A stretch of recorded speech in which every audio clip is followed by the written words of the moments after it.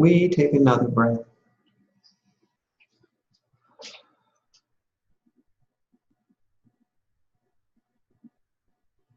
And we take even one more.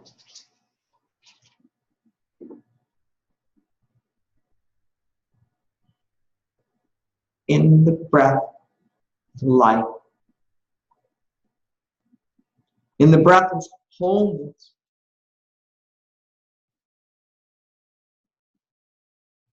In the breath is pure potentiality.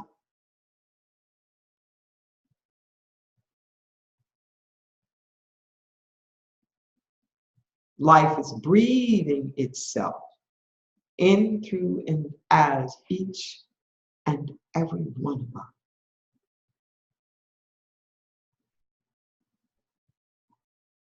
We say yes. Yes. We say yes. We have the courage. We have the audacity to rise above, to think anew, to get off the hamster treadmill, to not get stuck in the loop-de-loop of race consciousness. We are here to evolve.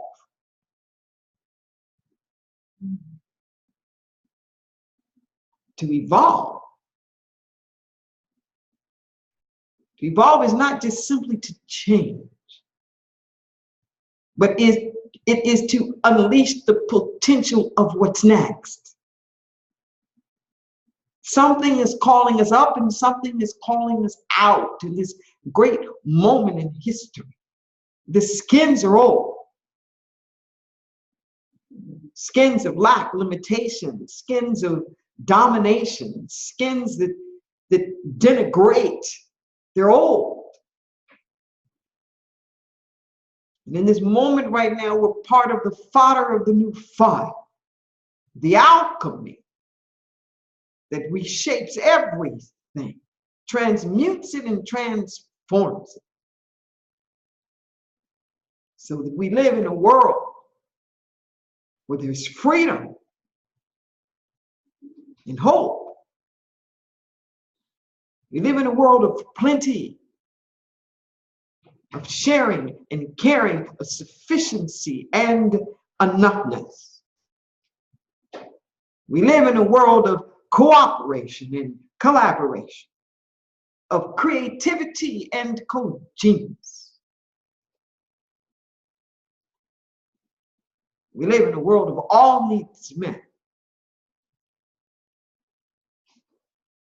Upward, upward, deeper, deeper, wider, wider. Complete expansion, including more and more within. For this purpose, we come. The healing of our hearts, the healing of the nations, the healing of the planet, the healing of us all. So whatever it is that needs to transpire here, so be it. We're ready, awake, alive, available, living in our yet. It's good. We get out of the way. We allow it to be. And so it is. And so it is. Amen. Amen. Welcome. Did anybody join us? Not yet. Okay. I did. Woo! Open it up to loads of fishes and then multiplied. All right, visions. Vision. Who has a vision that's calling you here? And upon what authority do you stand to have that vision? I have a vision that is calling me here of oneness on this planet. Oneness of us realizing how interconnected each and every one of us are. We have a divine right purpose here on earth, And we are standing and receiving all that is to be given to us. And we have divine right order, divine right employment, divine right relationships, divine right life on this earth, and in connection with our universe, our God the Father, God the Mother. And I speak as a 74-year-old woman who has lived a life full of grace. And I know what I know. And that's what it is. That's my vision. All right. Works for me. Yeah. So I'm going to word this in kind of a funny way. And that is, Rev, you have, unbeknownst to me, but maybe beknownst to yourself and maybe not beknownst to yourself, created a word that changed everything. Now I bet you don't know what it is. Which word? We're writing this new declaration, and the Rev added this word. It's all people are created equal, endowed by the same creator. It's the word same. Yes. And once you realize that God, by any name, we're all created by the same energy. And it's almost undeniable. You can call God, creator, any name you want. But this one energy, this one source created all of us. And then all of a sudden, oneness makes sense. All of a sudden, the creator didn't say, I value these people, but not these people. Yes. The creator didn't say, I want what's really good for these people, but these people can stay in bondage. That makes no sense when all of a sudden you say, we're all created by the same creator. And it just changes It's a game changer. everything. Game changer. Everything. I don't know how a conservative anything can say they were created by a power that you and I in this room were created by. It makes no logical sense that there's a creator for some religions that didn't create the people who have a different point of view. And all of a sudden, you've said something that's almost irrefutable. If you think about it logically, or even emotionally, if you think about it spiritually, if you think about it with any mindset, if we all have the same creator, ergo we're equal. It's 1 + 1 = 2. It's that basic and logical. Yes. So that's what I'm here to celebrate, that we are all, our vision, that we are all made in the likeness of the same creator. You can hang the next 20 years on that word same, Rev. It's where the rubber hits the road.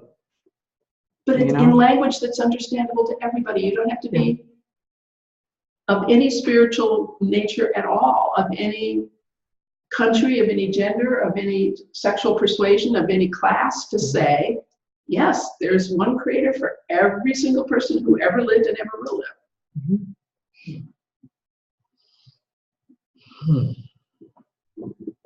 Did you know how brilliant that was? Yes. I did.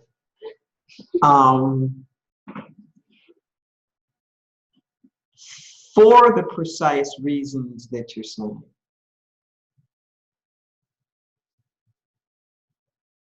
That when we've said this idea that, they're all created equal and endowed by their creator,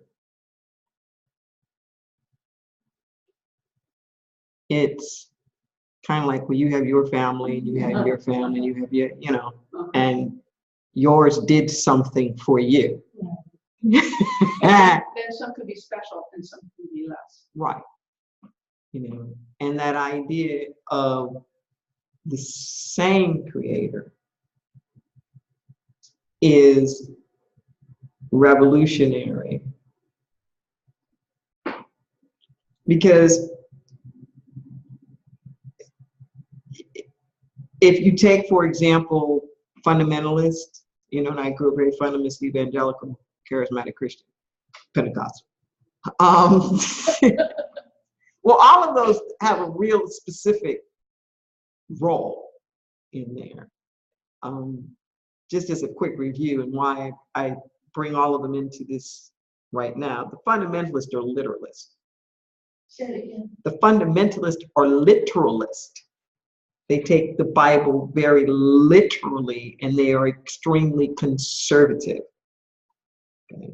And they really do believe like that Jesus like is the only way. They're very literalist in how they interpret scripture. The evangelicals proselytize. They go tell it on the mountaintop and they recruit. Not all fundamentalists are recruiters.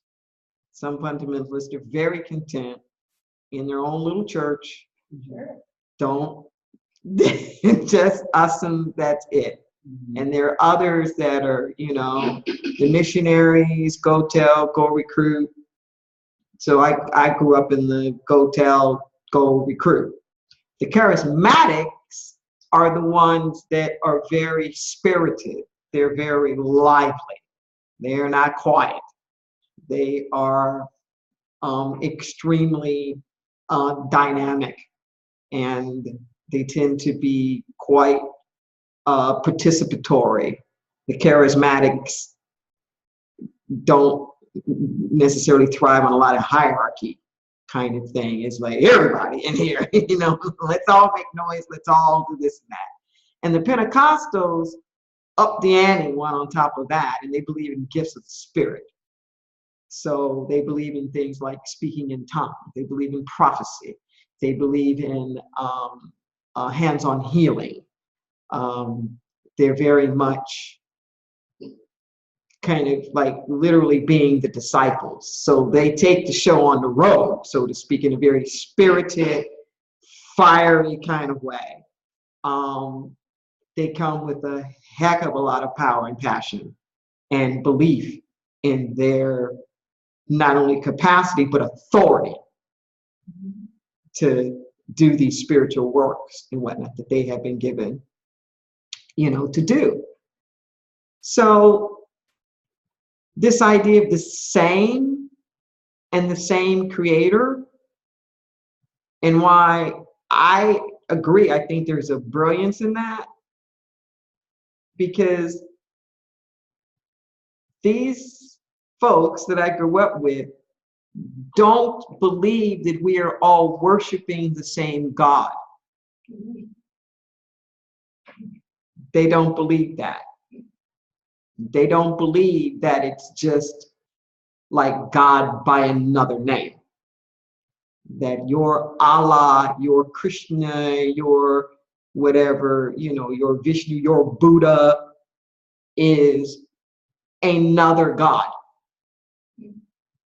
They believe that idea that there are false gods and there are idolatrous gods and, you know, craven images and that kind of thing. So when they see whatever, a Gahansa, or they see Buddhist Gahansa, you know, station, or they see like a statue of a Buddha, they don't understand that that Buddha is not God or meant to be God.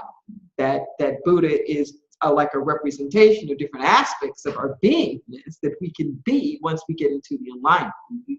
But they see that and they think, oh, you know, they're bowing to this God and they're making Buddha their God and, you know, worshiping people. So the evangelical Pentecostal types, and the reason why I think this is important to really understand all this is because they're the ones who just shanghaied this election.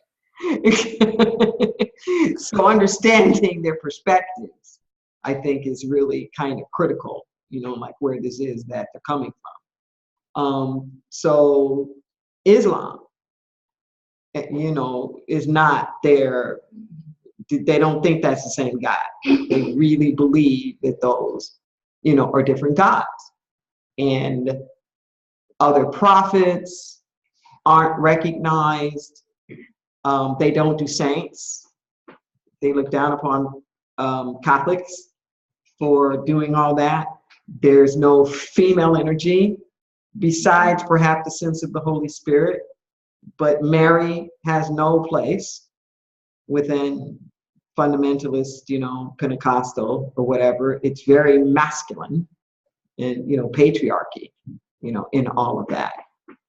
So this notion, it's that whereas I think it might be difficult to get them to believe that we all worship the same God, this idea that there's only one creator. Yeah. It is where the rubber hits the road. And this is what I mean when I say all the time that the civil rights movement was a spiritual rights movement. Mm-hmm. It wasn't about laws. It was about this, understanding this fundamental relationship that we all have with each other as all sons and daughters of the same creative energy. And if we are from this same creative energy, then there is no justification for the discrimination. That's all. That it wasn't, you hear me say sometimes that too often we try to deal with problems on the supply side and we don't deal with it on the demand side. So they weren't just trying to stop the supply. They weren't just trying to stop the number of discriminatory laws. They were trying to decrease the demand for the discrimination. In the civil rights. Yes, they wanted to decrease the demand. Okay, and the demand was born out of the only thing that ever needs to be healed, the sense of separation.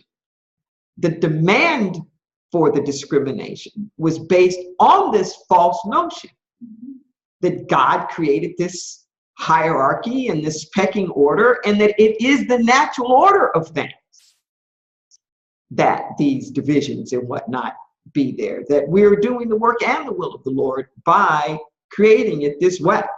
And we've seen this in document after document after document, from the Constitution to the Dred Scott decision to the Cornerstone Papers that started the Confederacy, the same kind of notion.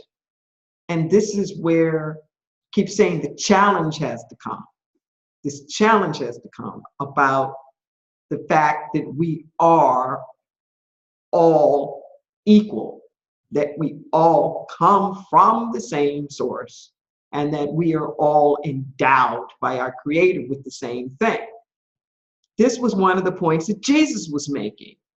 People don't really have a sense of how incredibly revolutionary his quote-unquote Lord's Prayer was within the context of the day.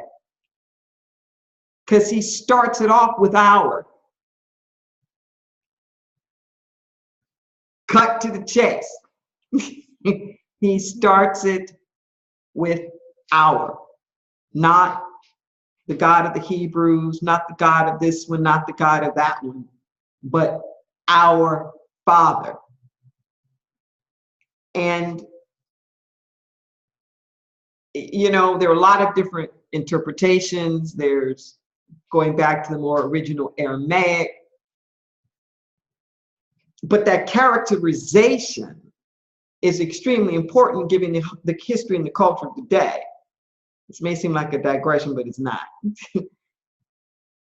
That in Jesus's day, your lineage was very important, and it was a caste system. So whatever your father was, that's what you were. Whatever class he was in, what economic class he was in, his line of work. For example, people think of Jesus as a carpenter. He was the carpenter's son. So they project that off onto him.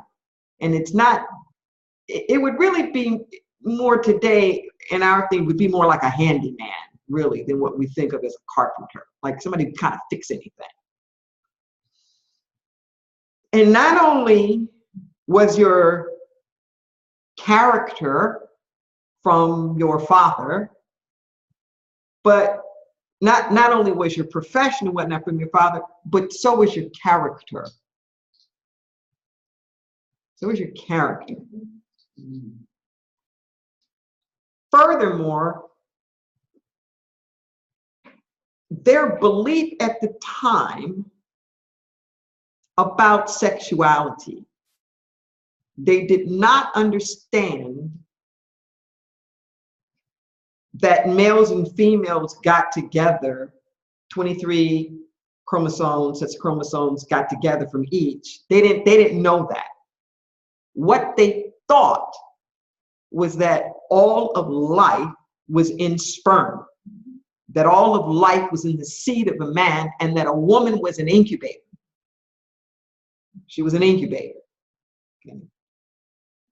So literally, all that you were was coming from your father.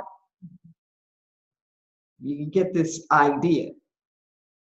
So this notion of our father was heretical, because people weren't looking at God as a father. That wasn't, Jehovah, Yahweh, the Elohim. These were all like different aspects of God, but it wasn't father. It wasn't this kind of intimate, personal, covenant kind of a relationship. And what Jesus was explaining to them is that your biological father like knows who you are, so to speak, like provides for you. There's a relationship that's here. And you need to understand who you are in the world, because you are the stuff that your father is. He was trying to empower people to get them to see you don't have to just worship a distant deity, that you have spiritual chromosomes, so to speak, that power that you see in the Creator, that power has been imbued and invested in you. It's in you, which at the time was heretical. When you skip forth generations, about 15 or so later, centuries, 15 or so later, when we start getting into what we know of as the rise of Protestantism and capitalism and democracy and all the rest of that, that idea started to take hold of, I'm made in the image and the likeness of God. And God has imbued me with God-like qualities and God-like abilities that I have, this has been given to me. But we forgot the our part. Oh, yeah. We forgot the our part. We forgot the our part. Yeah. So it became for some of us, but not for all of us. And the purpose was shifted. The purpose shifted to this individual pursuit of happiness, as opposed to what Jesus was saying, our Father, we're in this thing together. Give us, not just me, give all of us our needs from day to day. All of us. Everything was ours. Forgive us our debts, our trespasses, as we forgive those who trespass against us. And these debts are not monetary debts. These debts are defined as is like an incident that requires reparations, or amends are necessary, so to speak, because there's been some kind. To trespass is literally to cross over a boundary or a line you have no right to go over or to be over. And this acknowledgement that we're all doing this to each other all the time. Okay. So, God, you forgive us, and it is incumbent upon us, in the name of the beloved community, in the name of love, to forgive each other for these awful things that we keep doing to each other, so we can continue to stay in community, so we can continue to be, one with one another. And it's in the hour. It's in that we've come from the same source. So it was heretical to tell people to pray this, because that included everybody. That included the enemies. That included the untouchables. What do you mean, our? Whoa. They've got the same Father and me. We come from the same source. We have the same inheritance. That's the other thing. All your inheritance is coming through your Father, and Jesus is saying, hey, it's yours because of who you are, because you're born with it.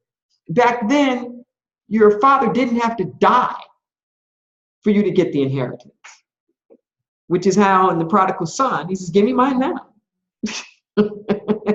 It's already mine because of who I am. Rev Deborah, I have Yes. a question. Mm-hmm.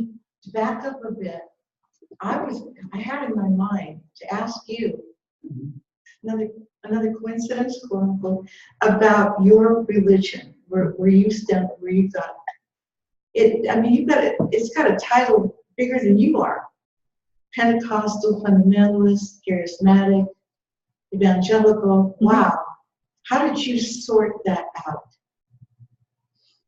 for yourself? Because they all seem to be. Some of them seem to be. What's the opposite of conflicting, where it's together? Some of them seem to be working together, and others, parts of that, seem to be conflicting. How did you sort it out for yourself? Well, I'm not sure what you see as the conflict in those, because they kind of build upon one another. If you were to do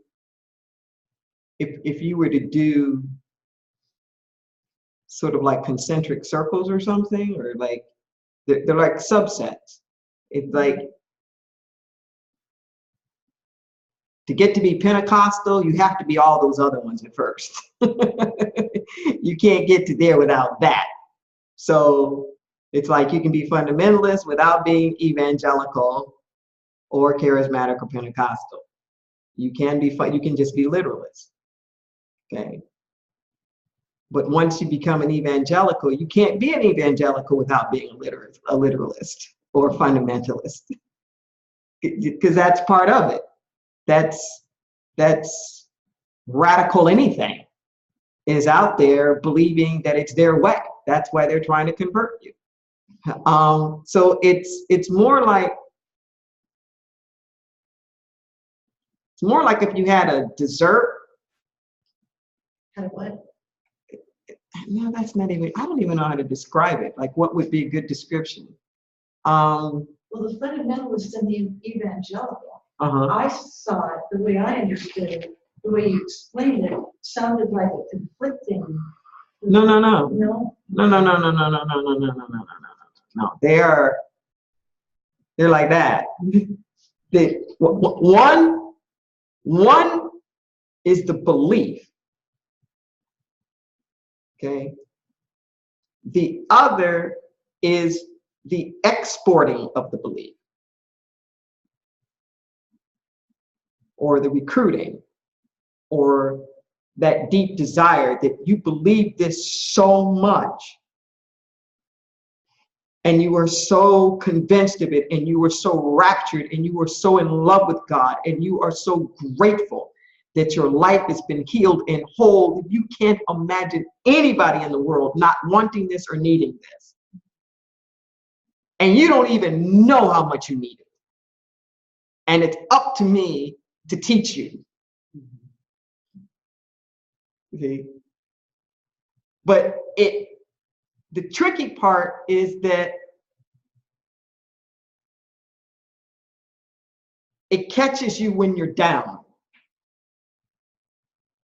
That's kind of the difference I find between like fundamentalist stuff and more new thought. New thought catches people on their up, like when they're trying to be more, get more, like express more. They're trying to like break out of something. But you're more ripe for the evangelical message when you're feeling low and down and broken and whatever, struggling, in a lot of pain, in a lot of chaos, a lot of confusion, in a lot of darkness. And it's like this breath of fresh air then. But it doesn't always last. Because you know, it's like people have these peak moments, but unless they do the deep inner work and change and whatnot, it's just being on the triangle for a moment and you get the hero and, you know, it goes back. It goes back. And, you know, I'm not here to judge any of it. I'm just really, really clear where we are in this nation right now and how we got here. And like what it's going to take to get out of this spot. The theology that is back behind this massive thing that we saw going to the polls. It was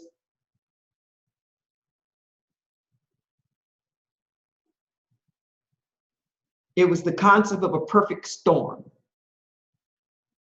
Perfect storm is, there's like a literal perfect storm, and I don't know like all of the scientific stuff behind it, but essentially what it boils down to is there's like just the right elements that all come and converge, like boom. Like when we have big upheavals or riots or whatnot, it's like the perfect storm. This thing has been sizzling, and that thing has been sizzling, and there's anger over here, and then there's a catalyst, like a boom, that sparks it. But it's never just the catalyst, you know, like Trump was a catalyst of something, and you can't put too much stock like into him, like as a person. It wouldn't have happened if the perfect storm, so to speak, wasn't there. There's a book that's out that I highly recommend. It's been out, I don't know, maybe 6-7 months now, by one of my colleagues, Robert Jones. He's just a brilliant. He's one of the leading researchers in social science researchers in the nation. And he's head of this public policy institute. And the book is called The End of White Christian America. The end. The end of white Christian America. And it just flew to the top of the New York Times like a rocket. And he's been on a lot of the talk shows and all the rest of that kind of stuff. And say it one more time. Yeah, please. The End of White Christian America. Thank you. Yeah. And in the inner flap, he describes it as, is it tectonic plates, like under the earth when there's a boom? He says it's like tectonic plates that are happening. And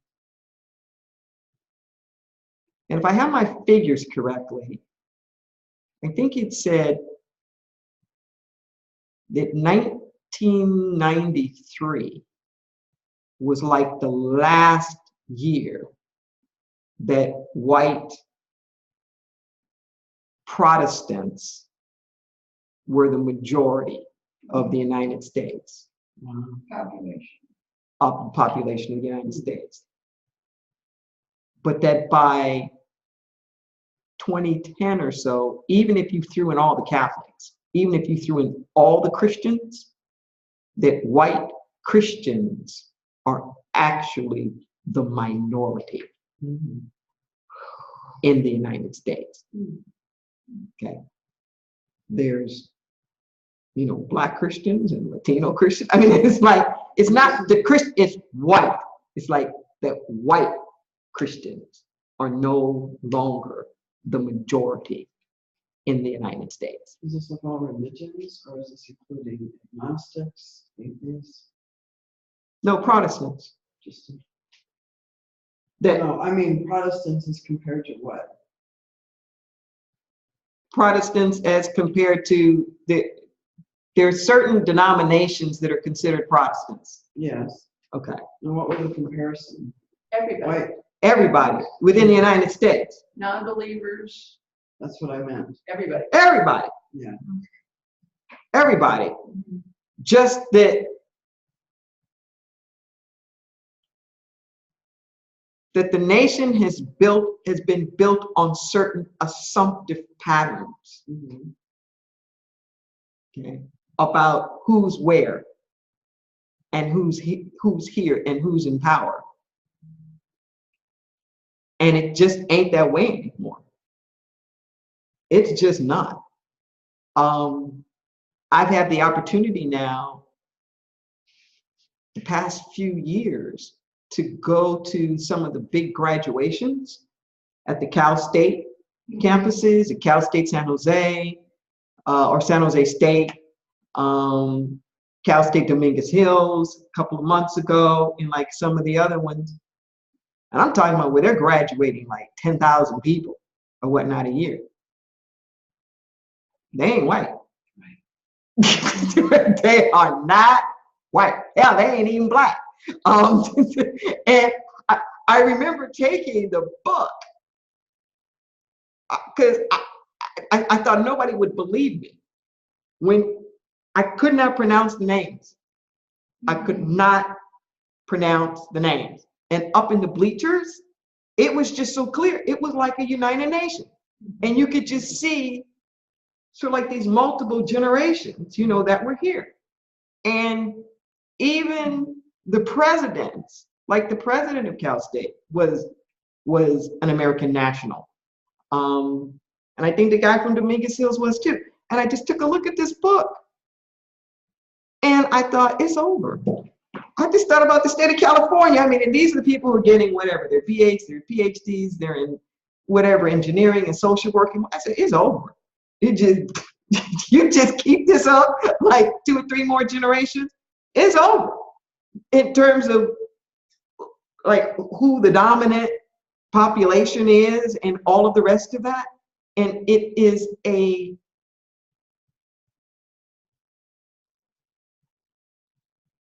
seismic shift. And where it relates to what you were talking about earlier here, Kaylee, is that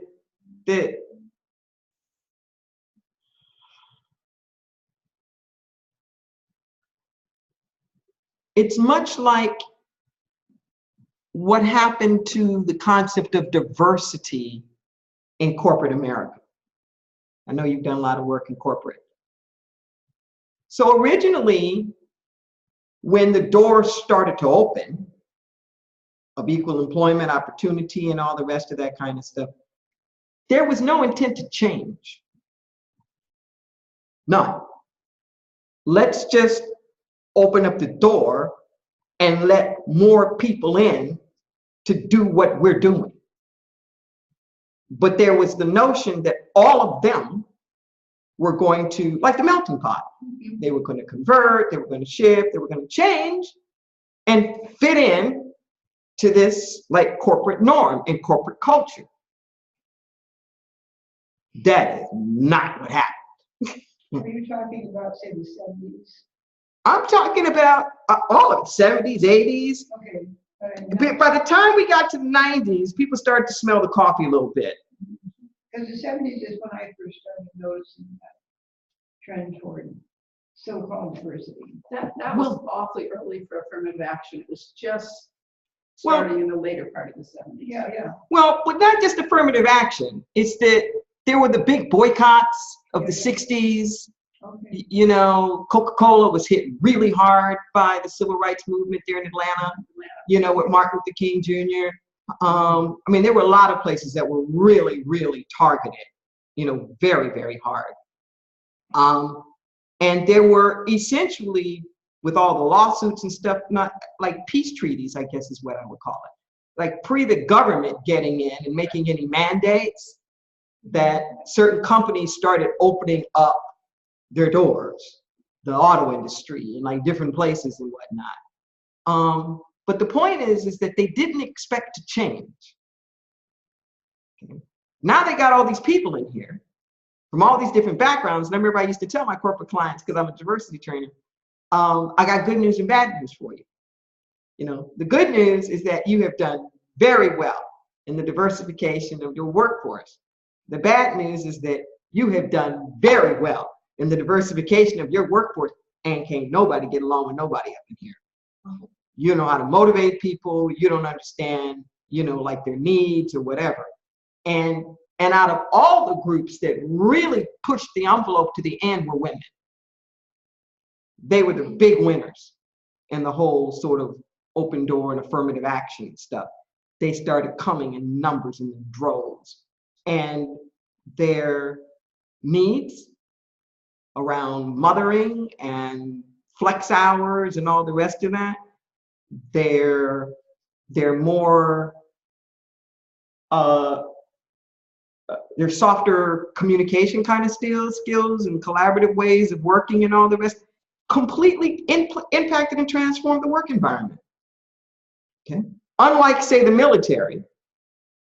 Like women have gone into the military. I think they might even be like 35–40% of the military now, but the military ain't gonna change. You know, it's impacted like a little bit, but you go into the military, you agree basically to what's the word I'm looking for? Conform to this patriarchal kind of thing. Okay. So I'm saying all that to say that people thought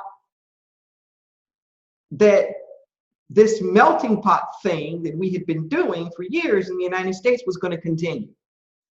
Kind of like the military. Like people were going to come in here, they're going to give up their religion, and they're going to give up their name, and they're going to give up, you know, all of this stuff, and they're just going to become American, which basically means Anglicized. Okay. And they're going to convert to Christianity. And this is what's going to rule and dominate everything. There was never any intention to share. Never any intention to share. That notion of religious freedom really wasn't freedom to practice multiple interfaith religions. It was freedom to do your own brand of Protestantism. However you wanted to do it, without there having to be a specific church, like the Church of England. So everybody doesn't have to belong to the same church. But there was never the idea that this was going to be, you know, an open place for Hindus and Muslims and you know, and Buddhists. And, no. They lived in Maryland, and Maryland. Yeah. And it was revolutionary for the Kennedy, you know, to have a Catholic president. Woo! That was like a really big deal. Yeah. So now you're saying this idea that we're coming up against now is a pushback. Okay, it's a pushback to all this change. That perfect storm is that these evangelicals were in the heartland, they're in the Bible Belt, and we had no appreciation for the Bible Belt.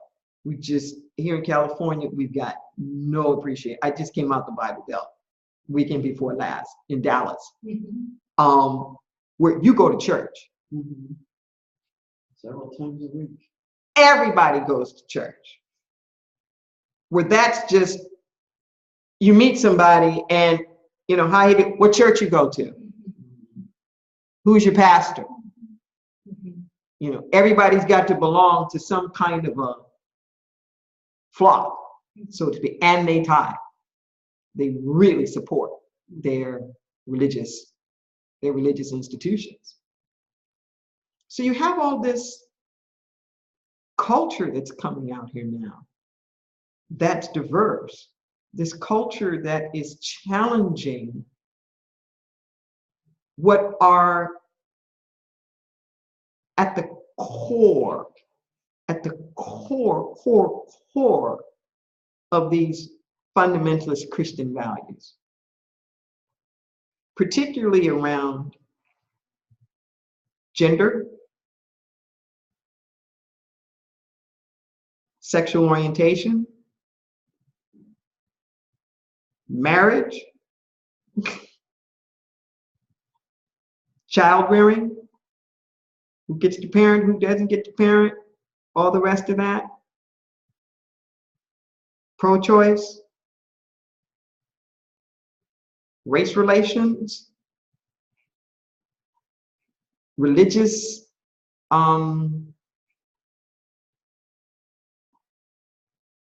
amalgamation, I guess is the word that I'll use, this sense of a deep Christianizing of America, of its values, of its holidays, of its, the secularization, I guess is what I would call, like the secularization, you know, of the nation. I mean, these things are as important as the ecological environment, like the house is on fire and everything's going to hell in a handbag now, you know, and this can't happen on my watch.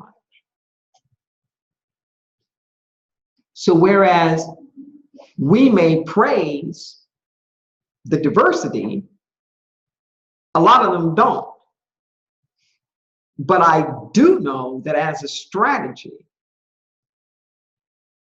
we can't fight the fight on the outer end or the blossom. We've got to get down to the roots. It's the hour. That's what has to be established first and foremost, that we are all from the same place. We are all from the same energy. And that's where it starts to become more of the self-evident truth. The other step, you can argue. You can argue from here to doomsday about whose God are you worshiping and blah, blah, blah, blah, blah. But it's hard to argue about what creates life. Are there different gods out there creating the planets and the stars and the trees and, you know, people and all the rest of that? So even though there's dissonance with folks about the, we got to take them back to that core. We're all from the same. We're all from the same source. We've tried different ways of saying it, but I think it's been too much euphemism, you know, like brothers and sisters. And also way up here. Yeah. Yeah. Literally where the rubber meets the road. Yeah. We're all from the same creator. All from the same creator. And you know, God doesn't care what you call God. Why would God give a shit if you said Yahweh or Gaia or anything? God's beyond caring what people call it. Well, so we think, and I would agree with you. So, but if we all say the same creator, get rid of all those words, all the specific names of God, and just say the creator, I don't know how you, it's self-evident.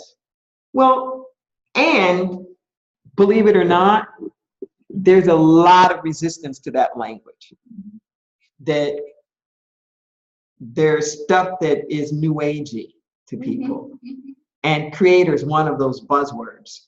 But That- low-hanging fruit. No, I'm with you. No, I'm with you. But what I'm saying is that there's like suspicion, around that.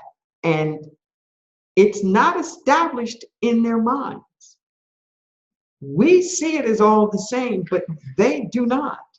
They do not believe that the God of Islam is the same God as their Christian God. They don't believe that. They don't believe that the Hindu gods are the same God. They don't. No. They do not believe. So they don't believe that it's the same thing by a different name.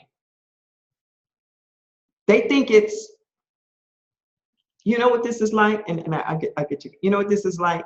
This is like that example I use in Spanish all the time, where in Spanish, they give you the noun first, and then they qualify it. Mm-hmm. So it's juice of the orange, juice of the apple, juice of the grape. But you don't miss the fact that it's juice. Okay. The English language is the opposite, where we put the qualifiers first. It's pineapple juice, it's orange juice, it's tomato juice, it's grape juice. And you forget the fact it's just juice. It's all juice, just different forms of juice. But the way we put the qualifiers out there in the front, you begin to think it's substantively different.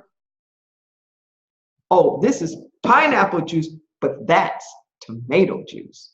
Like they're completely different things. And you miss the unification, you miss the commonality, you miss it's juice in all its beautiful varieties. So we do our spirituality like Spanish. It's God. God of the Hebrews, God of the Hindus, God of the Christians, but it's God. It's juice. It's fundamentally juice. It may taste a little different, depending a little sweeter, but it's juice. It's just God. It's just juice. They're not on that page. I wanted to express something that speaks to me as far as oneness goes. Mm-hmm. Same God. For me, it was experiential. And I was recalling memories when I experienced oneness deeply and profoundly. And then stuff got in the way and I forgot about it. Mm-hmm. Ego and all the stuff that gets in the way of experiencing. So you could talk until you turn blue. And it's not going to reach anybody until they experience the oneness, experience it here. Mm-hmm.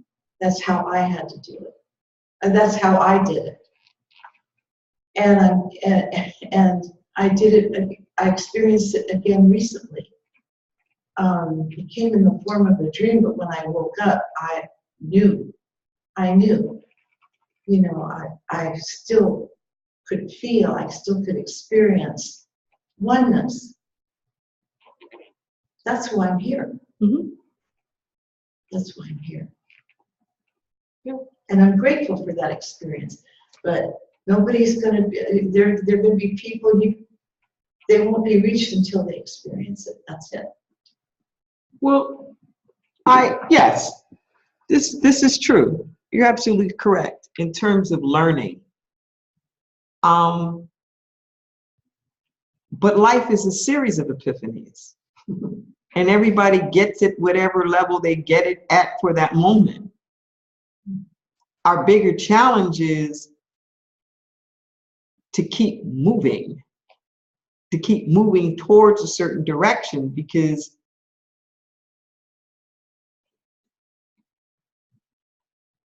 where it's like a string of Christmas lights or something. You very rarely have this, this full moment when all the lights go on at once. Even when I'm doing a sermon, I'm looking out at the audience and it's like ding, ding, ding. I'm just watching little lights, and I can see when somebody's been thinking about something and they drop back in and they're panicking because the sermon's gone on. And it's like the train left and they missed it because they're still on that other, and you can almost see the relief, like, oh God, I get to see this later. But it's like it goes on. It goes on whenever it gets on. And it reminds me of a conversation that Kennedy had with Eisenhower. I mean, that King had. And he's being asked, well,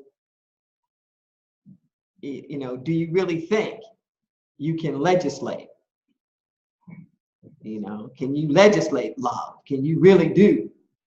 And he says, no. I can't make a law to make somebody love me. I said, but we can make a law that says you can't kill me. He says, and I'm willing to start there. I'm willing to start there. It's like you work your way into it.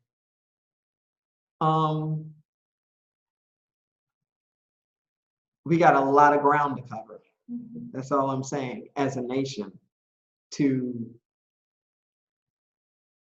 join the world, to become global citizens.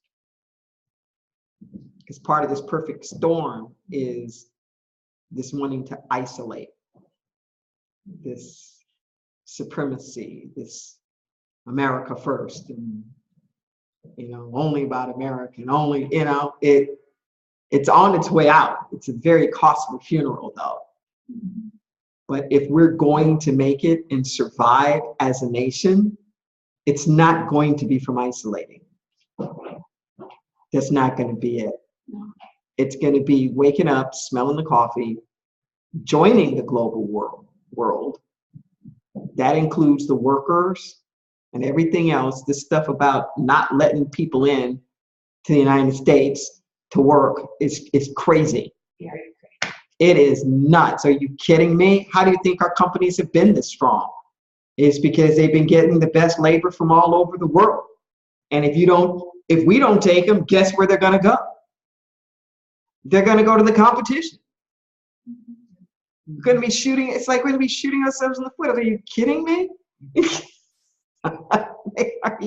Are you kidding me? And I'm not trying to be racist when I say this, but I really do believe this, and I think it's something we have to look at, is that it's not just like white Christian America, but our ancestors. It's like our white nations that we have come from are all grappling with the same thing, like the Brexit movement, of trying to stay the same, trying to keep England English, and not have it deteriorate by all of these other people and breaking off from the European Union. It just blew my mind that they would break off from the European Union, and it's still blown a lot of people's minds. But this idea of kind of isolate, and we're going to be great again, and we're going to be strong again, and it's going to be, our world. Like, there needs to be some really good conversations, kind of peer to peer, brother to brother, sister to sister. There's got to be a kind of let it go. It's over. We had that day, and we got to do something else now. I just came back from a family reunion, and everything was about their heritage. Everybody had their heritage checked to make sure they belonged there at the reunion. Not really, but I mean, that was the big emphasis, was the ancestry. And you could see the whole thing was, this is, we belong here. Mhm. We belong here, and this is our heritage. And where did you come from? Hmm. You know, that kind of thing. You know, it Hmm. was just so interesting to see that. And I kept my mouth shut. But you know, there's an irony in that. And Margaret, there's an irony. If people really did do that, if people really did do those DNA samples of their ancestry, this stuff would be over. I wish. No, really, it would be over. Because you begin to see everybody has this extremely complex bloodline from all over the world, and you could actually be more genetically related to somebody that is supposedly of another race than you even are to your own race. It's been proven that the gene pool that we think is so huge is really, really small. Yeah, it's small. Very small gene pool. Yeah, it is. And there's a consciousness called don't mess with the status quo, and it's universal, and that's what's so hard to pierce. That's what's so hard to change, is that don't mess with the status quo consciousness. Oh, yeah. Oh yeah, and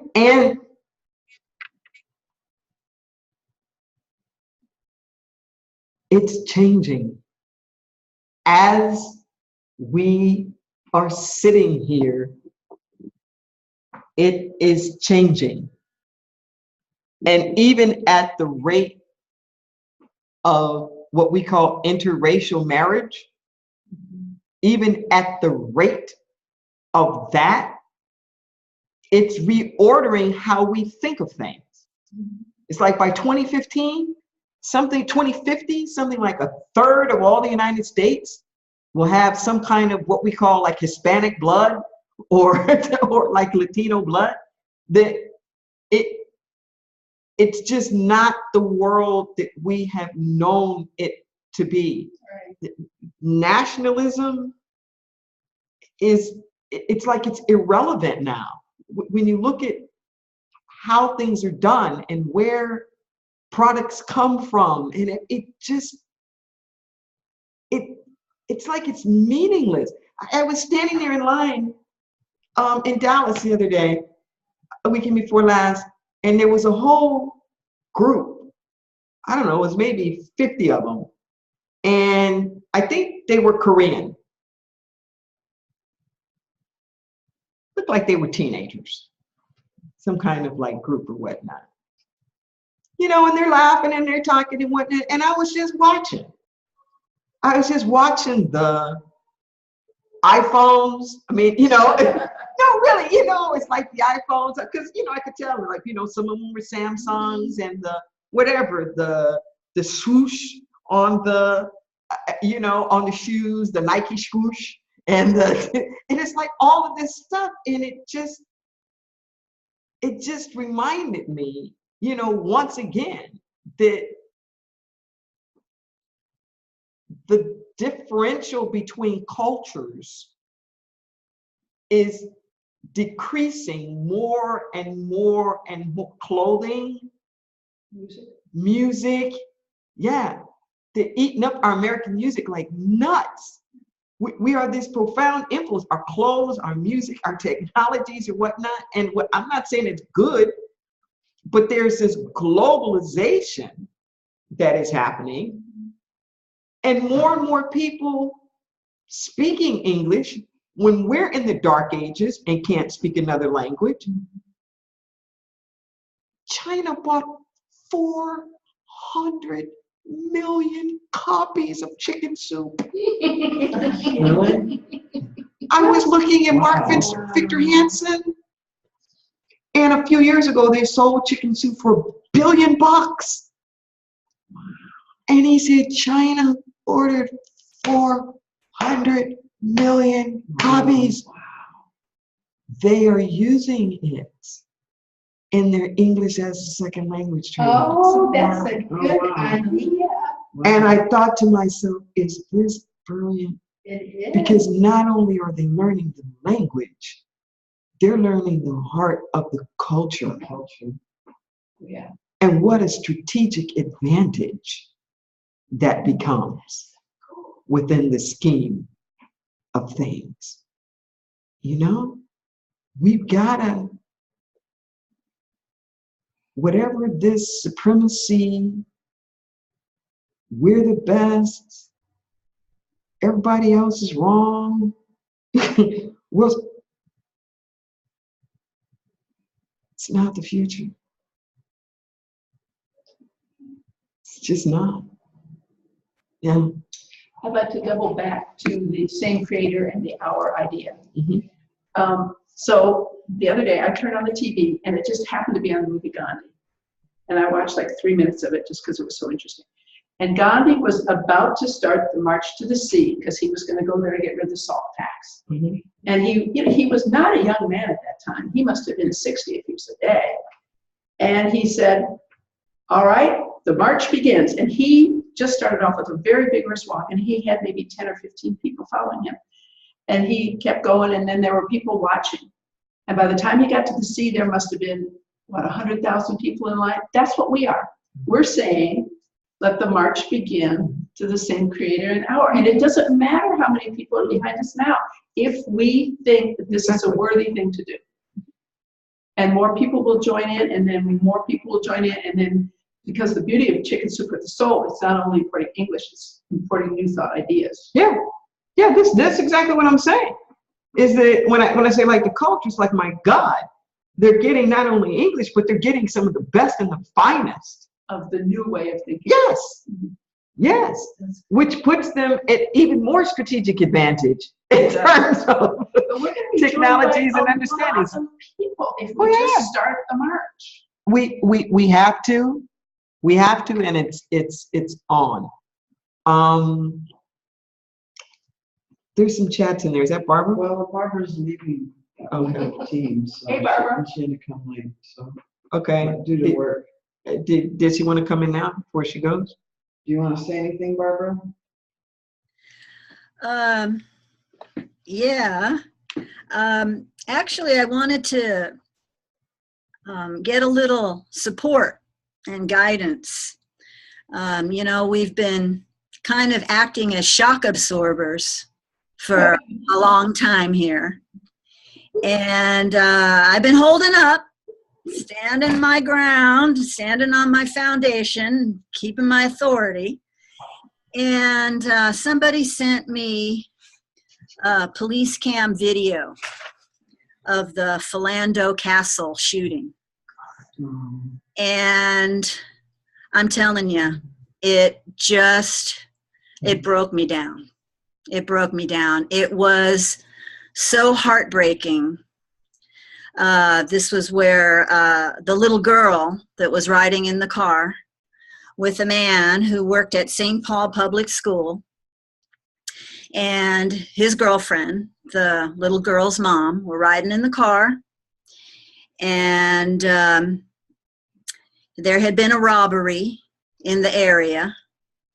And this video now has just come out, and it shows the terror and the pleading from the little girl.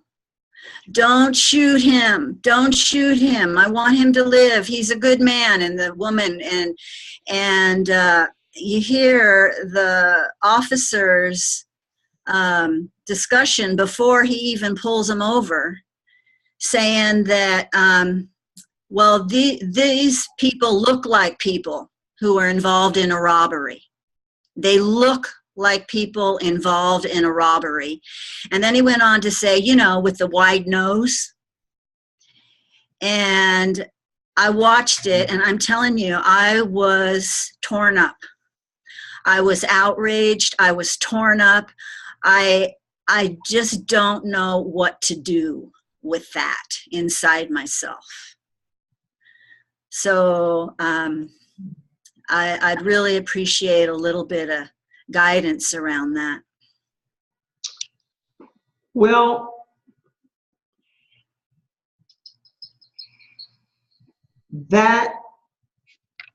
there were so many police shootings Yeah, I know. in the past few years.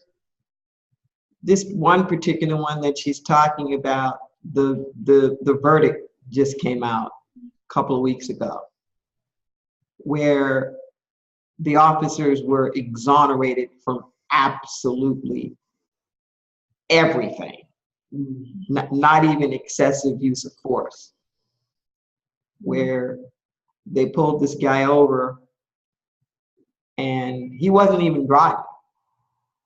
And he confessed. He told them straight up, you know, because he knows, he's a black man, he knew. He says, I have a weapon. I have a gun in the glove compartment and I have a license. He did everything right. Yeah, he told just straight, Right. I have a license for the gun. I have that. And you know, they told him to get his driver's license. You know, they wanted to see his ID. The moment the man started to move, and he's sitting down in the car, and they shoot him 7 times, sitting in the car with no weapon, like no nothing. The little girl's in the back seat. His girlfriend is there, and his girlfriend videotaped it. That's what happened with this one, is that it went viral instantly because she knew what was going, you know, and we do that now. Black folks, we see any stuff now, we're just taping it. Anybody, anywhere, because you don't know like what's going down. I hate to be that way, but it's just like that now. And I mean, and you hear her, you know, and she's screaming, and even afterwards, she's being so unbelievably calm because she doesn't want any more drama. And she's just, you know, why did you shoot him? Like, why did you kill him? You know, and just, officer, please. And I mean, and it's just so sad. And this footage is coming out, you know, now the little girl consoling her mom, you know, touching her face. This guy, you've got me, mommy, you know, it's okay, and whatnot, just the trauma. So the verdict came out, and the mother went the hell off. She just went the hell off in a very prophetic kind of way, a really righteous indignation, you know, saying that she really thought, no, she was saying she felt stupid for thinking that this one would be any different, that there could be any justice. And this was in Minneapolis, the Twin Cities. And she kept saying, you know, there's no justice here in Minnesota. And she kept saying, my son loved the city. He loved the city. He said he only had one tattoo, TWC. It was for the Twin Cities. That's how much he loved, you know, like the city. And this one, I'm not saying like one's more than another, but there's something about this one that is really tearing at the fiber of folks right now. And only thing that I could say, Barbara, honestly, at this point, is I think of the words of Jesus on the cross. And that's where I have to go right now. They know not what they do. They know not what they do. You know, chances are they will win something on a civil suit. But this idea of officers somehow being scared for their life, like their life matters more than anything. They're not out there anymore to protect the people. Just anything that seems at all threatening. And it's over the top. It's just over the top. You know, there was another verdict that came out very close. God, I forgot the guy's name now. And the officer kept shooting for 12 seconds. He was shot like 14 times on the ground already. Like, what the hell? There's a sickness that's here. There's some malady of the soul. Mm-hmm. That is, once again, the perfect storm It's the racism on top of the militarization of our police force now, that's using these automatic military weapons that just, that just unload, unnecessarily, and a combatant mentality. They're not peace officers anymore, out there to protect. It's like this military zone. And all I know, though, is that hate begets hate. That's all I know, is that hate begets hate. And there is some higher moral ground that we have to take. I don't want to see people keep dying. And yet, Barbara, sure as I'm sitting here, the tide is turning. Yeah. I am watching white liberal America's stomach turn. Not unlike when they saw Bloody Sunday on the Selma Bridge, or the devastation in Vietnam, or the dogs and the water hoses. There's just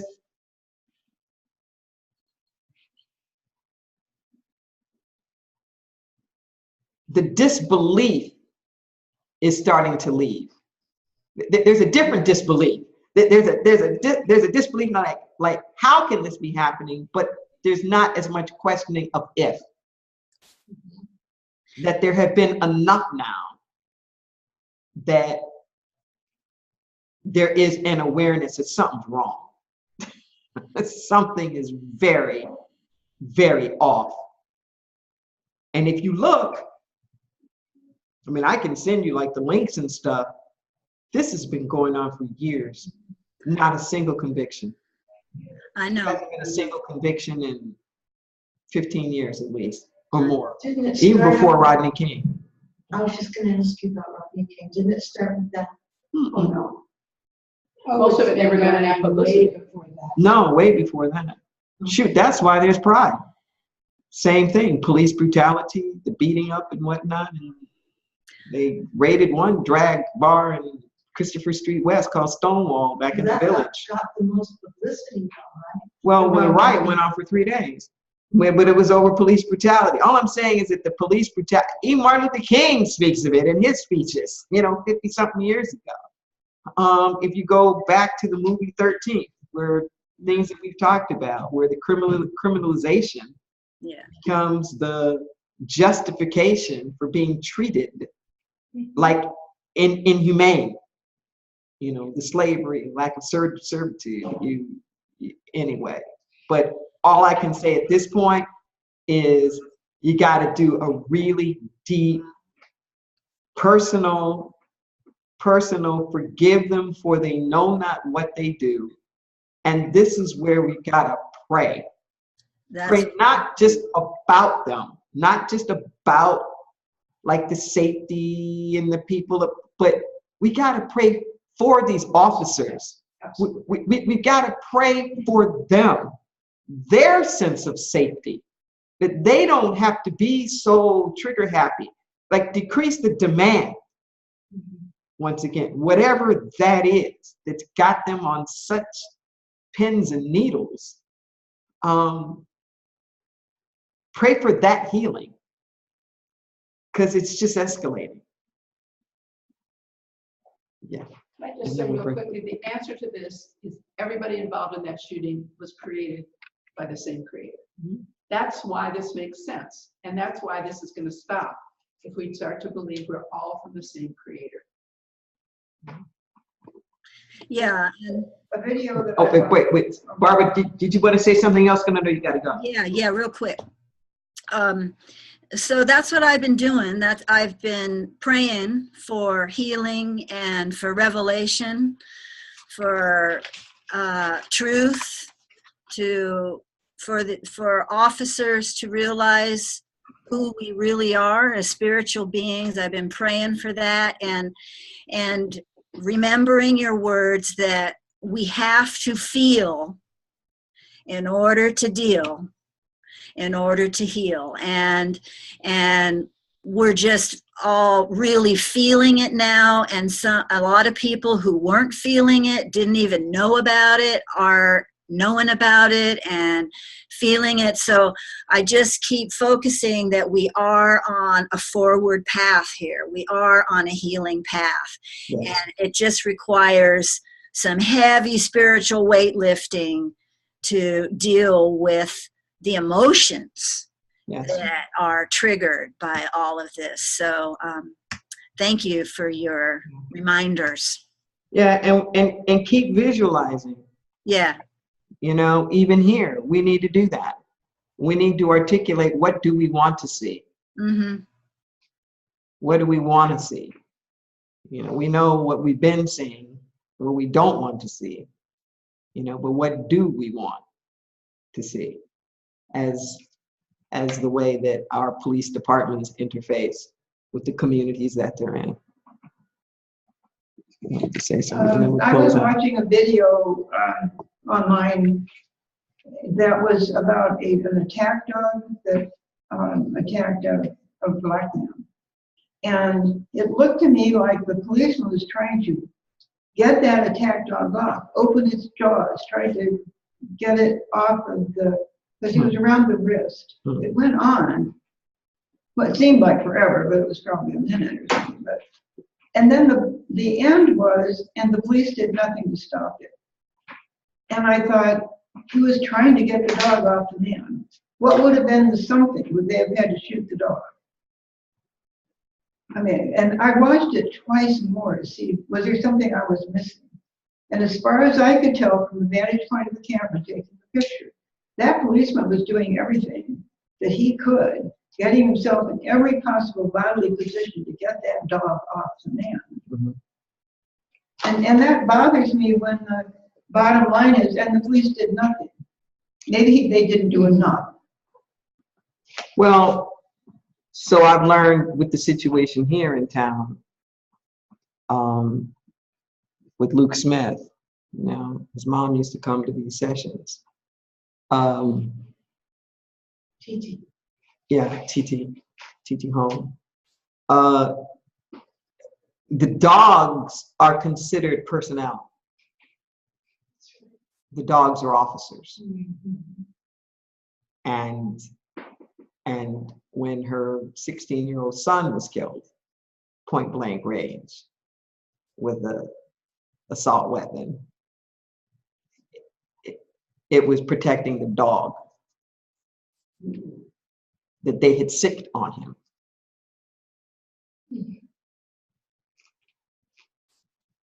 You know, I mean, he wasn't hurting the dog, but it's unfortunate. But we've gotten like way out of alignment, and it's time to reel it back. Next week, I would like for us to spend some time doing some brainstorming. I had lunch with the rabbis down the street, and we want to do something together around social justice at the end of August, and then do a follow-up in the fall. So doing some brainstorming, you know, about that. Initially, it'd probably be Wednesday evening. I suggested be there first, and then a follow-up Saturday here, a longer engagement. Could you say that? I couldn't hear you. Can we close this out? Oh, yeah. Close the recording? Yeah, start recording.